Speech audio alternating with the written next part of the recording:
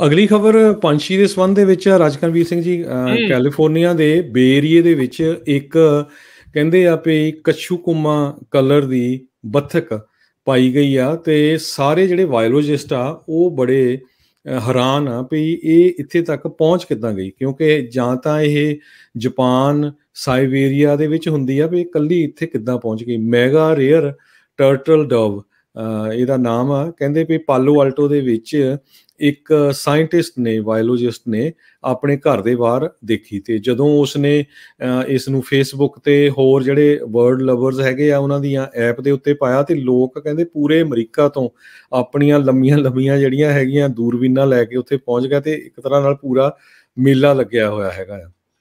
ਜੀ ਬਿਲਕੁਲ। ਸੋ ਘੁੱਗੀ ਆ ਹਰਜੋਤ ਸਿੰਘ ਜੀ, ਬੱਤਖ ਨਹੀਂ, ਜੀ ਡਵ ਜਿਹੜੀ ਘੁੱਗੀ। ਇਹ ਟਰਟਲ ਵਾਲੀ। ਕਹਿੰਦੇ ਵੀ ਯੂਜਲੀ ਕੀ ਹੁੰਦਾ ਵੀ ਅਸਮਾਨ ਦੇ ਵਿੱਚ ਜਦੋਂ ਕੋਈ ਸਟੋਰਮ ਵਗੈਰਾ ਜਿਹੜੇ ਉਹ ਆ ਜਾਂਦੇ ਆ, ਤਾਂ ਇਹਨਾਂ ਦਾ ਆਪਣਾ ਜਿਹੜਾ ਇੰਟਰਨਲ ਮੈਗਨੇਟ ਹੁੰਦਾ ਆ ਉਹ ਥੋੜਾ ਇੱਧਰ ਉੱਧਰ ਨੂੰ ਹੋ ਜਾਂਦਾ, ਫਾਲਟੀ ਕੰਪਸ ਇੱਕ ਹਿਸਾਬ ਦੇ ਨਾਲ ਬਣ ਜਾਂਦੀ ਆ। ਸੋ ਕਹਿੰਦੇ ਵੀ ਉਹਦੇ ਕਰਕੇ ਹੀ ਲੱਗਦਾ ਆ ਵੀ ਉਹ ਅਮਰੀਕਾ ਦੇ ਵਿੱਚ ਇਹ ਜਿਹੜੀ ਟਰਟਲ ਡਵ ਜਿਹੜੀ ਆ ਉਹ ਪਹੁੰਚ ਚੁੱਕੀ ਆ। ਕੱਛੂ ਕੰਮੇ ਵਰਗੀ ਜਿਹੜੀ ਇਹ ਘੁੱਗੀ ਆ ਉਹ ਇੱਥੇ ਇਸ ਟਾਈਮ ਆਈ ਆ। ਸੋ ਬਹੁਤ ਇੱਥੇ ਦੁਨੀਆ ਭਰ ਤੋਂ ਜਿਹੜੇ ਬਰਡ ਵਾਚਰ ਜਿਨ੍ਹਾਂ ਨੂੰ ਆਖਿਆ ਜਾਂਦਾ ਆ ਉਹ ਦੇਖਦੇ ਨੇ ਦੂਰੋਂ ਨੇੜਿਓਂ ਆ ਕੇ, ਤੇ ਉਹ ਆ ਕੇ ਜਿਹੜੇ ਉਹ ਦੇਖ ਰਹੇ ਆ। ਅਮਰੀਕਨ ਬਰਡਿੰਗ ਐਸੋਸੀਏਸ਼ਨ ਬੜੀ ਜਿਹੜੀ ਉਹ ਖੁਸ਼ ਜਿਹੜੀ ਉਹ ਹੋ ਰਹੀ ਆ। ਕਹਿੰਦੇ ਵੀ ਵਾਈਲਡ ਲਾਈਫ ਬਾਇਓਲੋਜਿਸਟ ਇਹ ਕਹਿ ਰਹੇ ਆ ਵੀ ਇਹ ਨਵੀਂ ਚੀਜ਼ ਜਿਹੜੀ ਉਹ ਸਾਨੂੰ ਦੇਖਣ ਨੂੰ ਜਿਹੜੀ ਉਹ ਮਿਲੀ ਹੈਗੀ ਆ। ਸੋ ਦੇਖੋ ਲੋਕੀ ਦੂਰਬੀਨਾਂ ਲੈ ਲੈ ਕੇ ਦੂਰੋਂ ਨੇੜਿਓਂ ਜਿਹੜੇ ਆ ਇਸ ਟਾਈਮ ਵਾਲਨਟ ਕ੍ਰੀਕ ਤੋਂ ਪਾਲੋ ਆਲਟੋ ਤੋਂ ਇਰਦ ਗਿਰਦ ਸਾਰੇ ਜਿਹੜੇ ਉੱਥੇ ਪਹੁੰਚ ਕੇ ਇਸ ਘੁੱਗੀ ਨੂੰ ਜਿਹੜਾ ਉਹ ਦੇਖਣ ਦੇ ਲਈ ਆ ਰਹੇ ਆ। ਸੋ ਹੁਣ ਵੇਖੋ ਘੁੱਗੀ ਕਦੋਂ ਗਡਾਰੀ ਜਿਹੜੀ ਉਹ ਮਾਰਦੀ ਆ ਇੱਥੋਂ, ਕਿ ਇਹਨੂੰ ਜੂ ਦੇ ਵਿੱਚ ਰੱਖ ਲਿਆ ਜਾਂਦਾ ਆ। ਇਹ ਵੀ ਜਿਹੜਾ ਹੁਣ ਦੇਖਣਾ ਹੋਊਗਾ।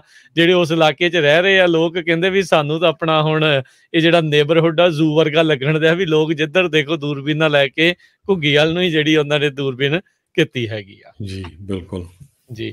ਤੇ ਹਰਜੋਤ ਸਿੰਘ ਜੀ, ਸਮਾਂ ਵੀ ਆਪਣੇ ਪ੍ਰੋਗਰਾਮ ਦਾ ਸਮਾਪਤੀ ਵੱਲ ਨੂੰ ਹੈਗਾ ਆ, ਤੇ ਜ਼ਰੂਰ ਜਿਹੜੇ ਕਈ ਲੋਕ ਜਿਹੜੇ ਸਵਾਲ ਪੁੱਛ ਰਹੇ ਆ, ਜਸਵੀਰ ਕੌਰ ਜੀ ਉਹਨਾਂ ਨੇ ਪੁੱਛਿਆ ਵੀ ਉਹਨਾਂ ਦਾ 14 ਫਰਵਰੀ ਨੂੰ 7:15 ਵਜੇ ਜਿਹੜੀ ਉਹ ਫਲਾਈਟ ਹੈਗੀ ਆ।